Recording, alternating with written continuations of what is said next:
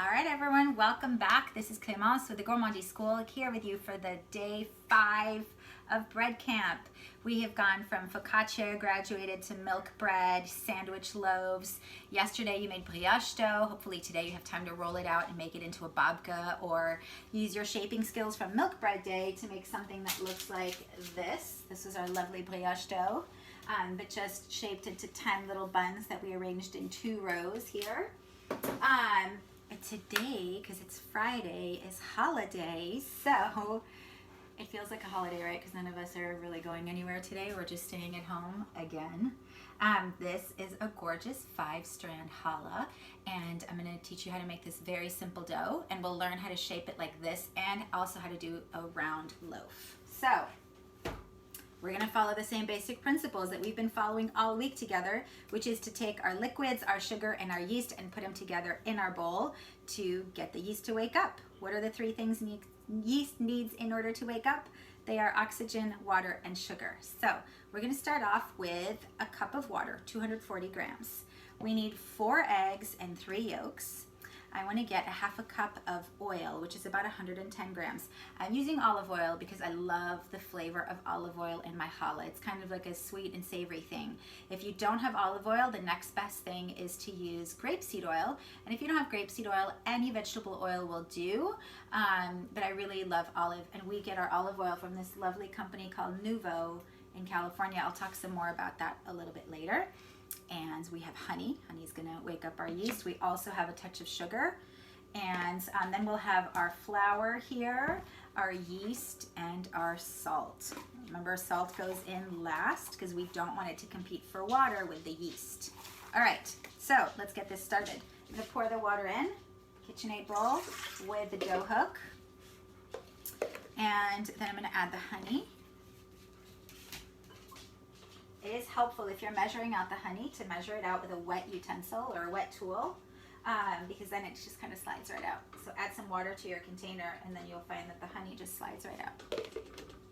Okay, our yeast, boom, oil, check, eggs, done, sugar. See how I'm not being very delicate and super careful and scared? Your bread smells your fear, so just go with it. And then over here we have our flour. So I have some bread flour here, and just like with our brioche dough, I'm going to do about 30% spelt flour. You can do 100% bread flour. If you want to add a little bit of flavor to your dough, use some whole grain flours. I'm using spelt. Another really good one to use would be hard white. So it's a really strong whole wheat flour, but that doesn't have as much intense flavor, because I do like my brioche and my challah bread to be a little on the sweet side rather than like a really intense whole wheaty flavor. So I'm going to use a milder flavored whole wheat flour. Many of you wrote in saying that you were confused by the labels on flour bags. And many of you said, hang on, I'm going to turn this on so we can talk while it's going. Salt went in last. Many of you said that you were confused because you bought bread flour from one company and then bread flour from another, and when you opened up the bags, they looked very different. Bread flour on its own, if it just says unbleached bread flour, bleached bread flour, it's just the starchy part of the wheat berry. It's just the white stuff inside the seed. When you buy whole wheat bread flour, it comes from the same seed. Hang on. It comes from the same seed, but it's milled and the bran is not extracted. So there's a difference between bread flour and whole wheat bread flour, and that is the difference between the two. If you're using a whole wheat bread flour, you're going to need to cut back on the flour a little bit, because the bran is so thirsty and it's going to make your breads like really dense and tough. So if you open up your bag of flour and you're finding that it's brown and not white, it's whole wheat flour. And it's got a lot of flavor, and it's very exciting to yeast, and it's delicious. But you are going to have to either reduce the amount of flour a little bit or increase your liquids. All right. Right now I'm kneading the bread. There is some fat in here, so just like with our brioche and our milk bread, it's going to need a little bit more time in order for those gluten proteins to bind, to create those chains that will turn into a web that will capture the gas that the yeast is giving off in the form of carbon dioxide as the dough is rising. So we're just going to be patient. Go with it. shaking my table a little bit. It is really important at home that you don't do this. Don't ever put a mixer like near the edge. This is the edge of my counter right here, because they have been known to walk off. It's much better if you have actual kitchen countertops. I built my kitchen from a store called IKEA, and it's got just some shelving, like metal shelving right here, and these big slabs of butcher block on top. Okay, here we go. And then if you're looking for cool shelving and you're in the LA area, we work with a really amazing carpenter and woodworker named Stefan. I'll add his info or tag him on here. And he custom built some shelving for us at the school, and here with some remnant wood that we broke down from a restaurant that was closing. So it's always good to work with some local people, because then you can get much more custom stuff. Okay, I'm gonna check for that window pane. And again, the window pane, and I'm going to flour my fingers a little bit, because again, the dough doesn't have the problem. It's me with the problem, not wanting to be like all sticky and tacky. I'm going to stretch the dough from side to side and see if I can see light shining through it before it tears. See how quickly it tore? Not there yet. So I'm going to turn this on. I'm going to go wash my hands really fast.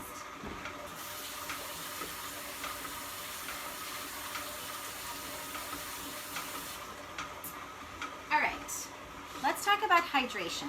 Hydration is really the amount of water in relationship to other ingredients in your bread dough. Know this, the more water your bread has, the bigger lift you're gonna get and the looser the structure inside. So for me, like, I am not afraid of wet doughs that are kind of sticky. But when it comes to shaping something like challah that has a lot of detail and that's gonna require a lot of handling with your hands, it can feel really frustrating to work with a really wet dough. So you have two options here. You can add a little bit more flour to your dough here to make it very easy to shape.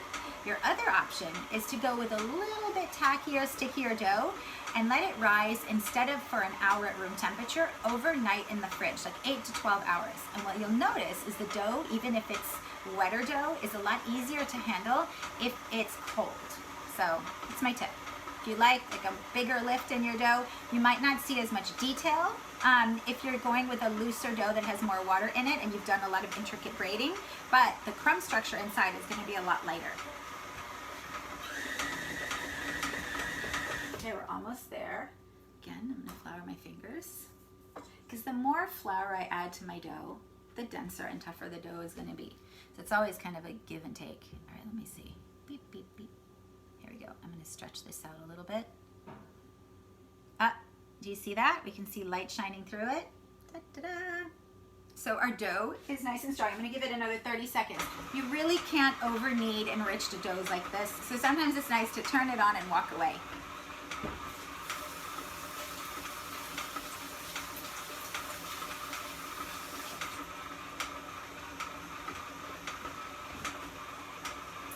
We're back.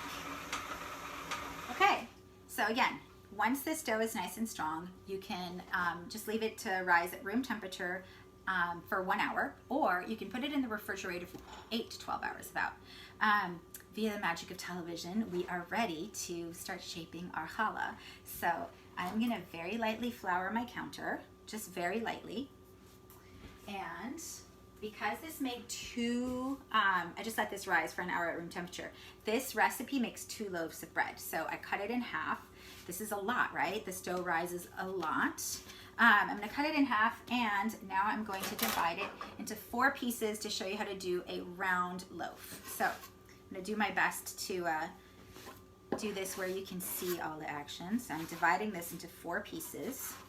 And I just wanted a little bit of flour on the counter to make sure that the dough isn't sticky, but now I'm gonna remove all the flour because it's really hard to shape with a lot of flour. I wanna build some tension in the dough, and if there's a lot of flour on the counter, my dough is just gonna slide rather than building tension on the unfloured surface. And I was doing this to just see, hang on, low power mode. Okay, I was just doing this to see that all of these were about the same size. So I'm gonna remove the flour from my counter here. Okay, and I'm gonna take each of these and roll them out into a long sort of rope. So I'm gonna take my hands, they're closed in like this, and as I'm going back and forth, I'm spreading my fingers.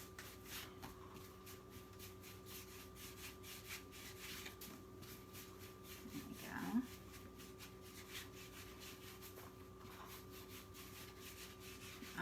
got this. I like it tapered on the ends, but you don't have to.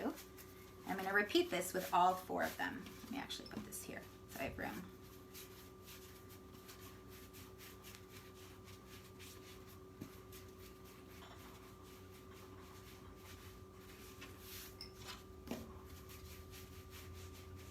All right, I'm going to give it a little bit more length here.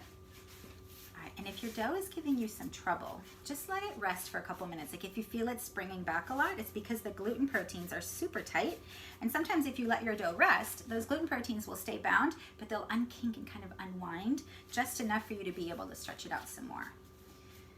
Do you see how the dough is able to grip onto the table and help me to stretch it out? That doesn't work if there's flour on the surface. All right, put this out of the way, and I've got one more here.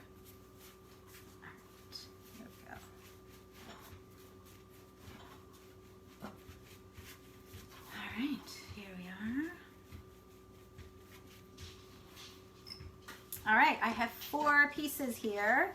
I'm going to give them a little bit more stretch because the more stretch I give them, the more sort of real estate there is to get more detail in my challah. There we go. Again, this is a really great thing to do with little ones. Anytime they can get their hands in something, they're not getting their hands in trouble. Okay, so I've got 4 pieces. I'm going to take 2 of them and lay them like so here on the counter. Okay, and then I'm going to lift up one of them and make sort of a tic-tac-toe board. And now the opposite in this way. Okay, so I have 2 that are lined up like so. And then I have 2 that are lined up this way. Only one of them is over and one is under. So now I'm going to shape my round loaf by doing this. I'm going to take one of these over here and fold it over the one next to it. And I'm going to go around so that I've done that to all of them. And once I've done that, going clockwise or counterclockwise, I'm now going to go in the opposite direction. So this strand here is going to go over. Here we go. Here we go. Here we go. And then I'm going to start over in the other direction.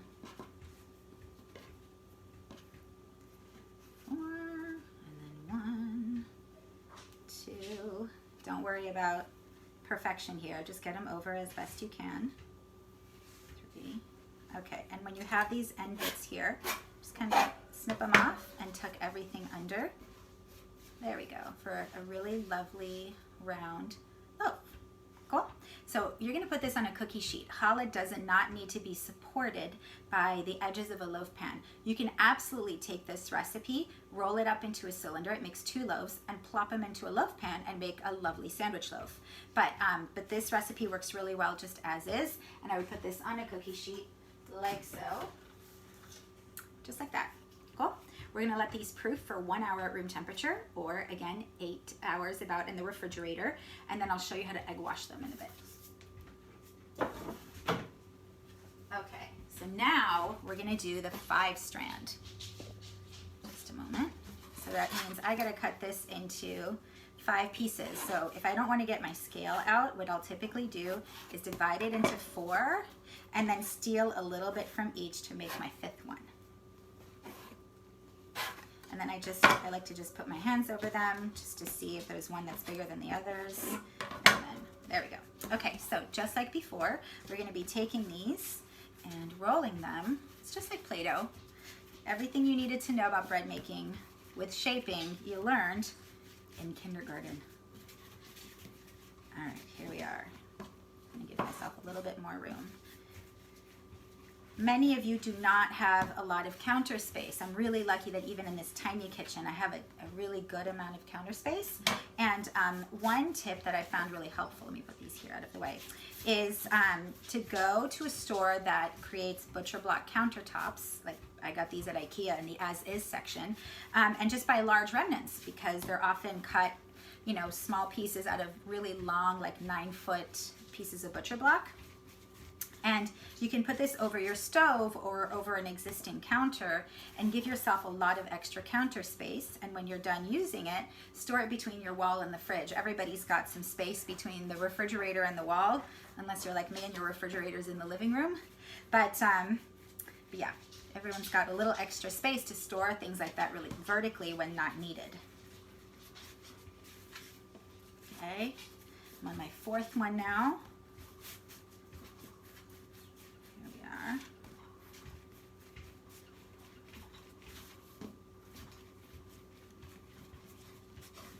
Okay, and one more. All right, how's everybody feeling? You guys good? Here we are. I have my fifth strand here. I'm going to go back to the first one and give it a little bit more length. There we are. And the second one. There we go. Third. When you let them rest a little bit, they let you roll them out a bit more. 4. And 5. Again, no flour was needed in order to do this. Okay, so I'm going to take all these strands and get them all to get braided. So I want you to be able to see the whole process. Let me see if I can move this back. There we go.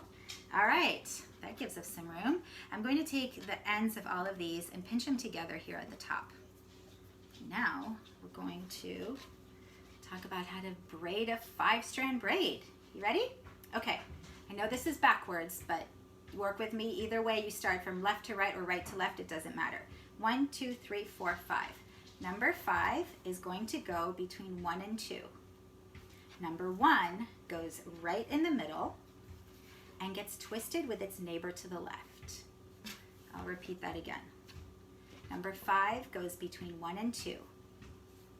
Number 2 goes right in the middle and gets twisted with its neighbor to the left. Don't make your challah braiding too tight because it'll cause a lot of cracking later when you bake your dough. So again, number 5 goes between 1 and 2. Number 1 goes in the middle and gets twisted with its neighbor to the left. 1, 2, 3. 1, 2, 3. 1, 2, 3. What I love about this shaping method is that any way you turn your dough, it will look like a 3-dimensional braid. Let me show you. And don't worry about it looking loose in some areas. It'll give this dough a lot of room to expand. All right, so I'm gonna zhuzh it a little bit closer together like this, and anywhere I turn this, it'll look like a 3-dimensional braid, like so. Cool, so you have some options here. You can leave it straight like this. I like to take a ramekin on the cookie sheet, put it in the middle, and then wrap this around it, kind of tucking some of these edges in. And then once this is baked, in the ramekin I'll put some olive oil and balsamic vinegar or some hummus, anything that you want to tear and dip into. So we're gonna let these rise for an hour, and then I egg wash these with egg white rather than whole eggs because I don't want like a really thick crust on my challah. I want it to be really, really light because it's such a delicate crumb structure that it doesn't need all of that. And I also really like it to taste very sweet and not have that kind of savory exterior. So I'm gonna place it right here.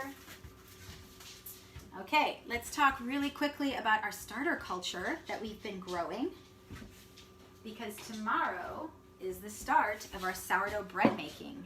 Let's take a peek here. Beautiful. We see a lot of yeast activity. Oh, look at all those bubbles. Can you get close and see? Excellent. Smells sweet and tangy, a little bit like yesterday, but I do want it to be more active. I'm gonna throw some of this out, and I'm gonna add some bread flour again and some water in equal parts. I'm gonna throw in a little rye flour like I did yesterday to get this going and a little bit more excited. And then tomorrow I'll show you how to test to see if your starter is ready to use.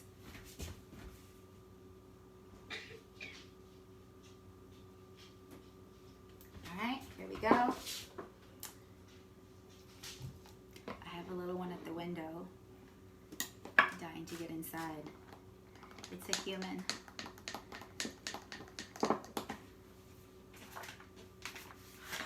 All right, and then a little bit of rye flour. There we are, just a little bit, okay? Don't be tempted to add things like sugar or beer. I've seen recipes that call for that. That is way too excitable for your yeast. Low and slow is the name of the game here. All right, here we go. If you want to speed things up, First of all, this is what I like a thick pancake batter. If you want to speed things up, give it a little extra water and then feed it again in 6 hours. More water will encourage more activity, and then you can feed it again. Just pop it in a warm spot. Some of you wrote in saying you have like a bit of water on the top. Just give it a good stir like this. Sometimes it's hard to get everything to incorporate really well and hydrate, but it doesn't mean you've done anything wrong. So relax, it's all good. All right, I'm gonna pop this on top. Turn it over here. Okay, all right. It's really simple today. Let's talk really quickly while our dough is proofing, little magic of television, about the significance of challah. So challah traditionally was supposed to have 12 humps to resemble the 12 tribes of Israel. In pagan traditions, like pre-Christianity, there are a lot of shapes that were said to ward off evil spirits, including braids. So there's a lot of different shapes in breads based on traditions, based on significance, but challah shouldn't have butter in it. If you're gonna serve it with meat or with dairy, it's really important not to add butter. There's a lot of companies that sell challah that have butter in them, but for me, that would be a brioche, right? So challah is oil, brioche is butter, and it has a lot to do with traditions and with significance and religion, but it also has to do with topography. If you're gonna make a brioche and you're in northern France, there is no olive trees, but there are a lot of cows eating a lot of grass, which make fantastic butter. And if you're in the south of France, we do our brioche with olive oil because there is not a lot of grass. It's sort of like Southern California for most of the year. So there are traditions everywhere that have to do with topography, what's around, and religious significances, but it's really interesting to explore them because we have braided Easter bread in Christianity, and then there's challah in Judaism, and they're all there for different reasons and purposes. But I leave it to you to explore that side of it with your family. It's really interesting and exciting. All right, we are ready to egg wash this. I don't have like a proofed one to show you, so we'll pretend that these are proofed, and I'll show you how I egg wash these before baking. All right, so I'm going to take some egg whites. Remember, all of our breads so far have been washed except focaccia. We did not egg wash focaccia with whole egg. I prefer using egg white again for challah because I really like a thinner crust, and I don't want it to taste as savory and as rich. I want it to be sort of barely there, but still be able to get golden. So I'm going to brush these generously. And you want to get in all those little crevices so that you don't end up with just some parts that are very white and some parts that are not. All right, so I'm gonna brush these. So ideally these would have sat for, another 50 minutes or so, and they would have expanded dramatically. So we're just going to pretend like that happened. And you probably want to separate these into 2 separate cookie sheets. I am fully out of cookie sheets. They've all been used for so much prep. So they're going to grow so much that you wouldn't necessarily want them both on the same cookie sheet. And I really love adding yummy things on top. At the school, which is currently closed up, I have about a 50-pound bucket of poppy seeds from my friend Rose. I don't know why we came across so many poppy seeds, and I really love adding them to the challah. But sesame seeds are really lovely, either white or black. But my favorite thing to put on top of challah is fennel seed. It's really delicious. It gives your bread a whole other flavor. And so I love adding this, but sometimes you want a sweet challah, so I'm going to show you something fun that you can use. And I saw some of you send in some pictures of your milk bread with this really special kind of sugar, and it's called pearl sugar, Swedish or Belgian pearl sugar, and it's sugar that's been treated so that it doesn't melt and dissolve. I'll show you what it looks like. This is pearl sugar right here, and it makes a really lovely topping. It also is what makes Liège waffles really special. So there's a kind of waffle that doesn't come from a batter. It is a brioche dough, and it's made and then bulk risen. So you let it rise in a blob, and then you put it in your waffle maker, and it's like a brioche, but in a waffle maker.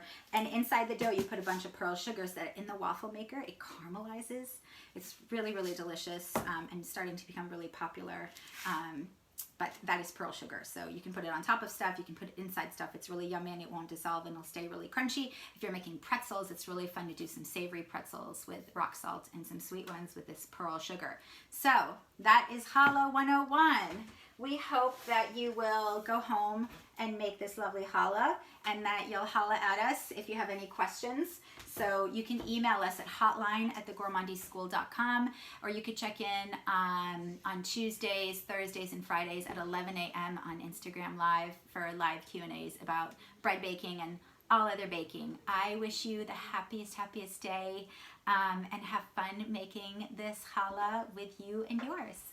Bye. Thank you so much. See you tomorrow for sourdough bread making.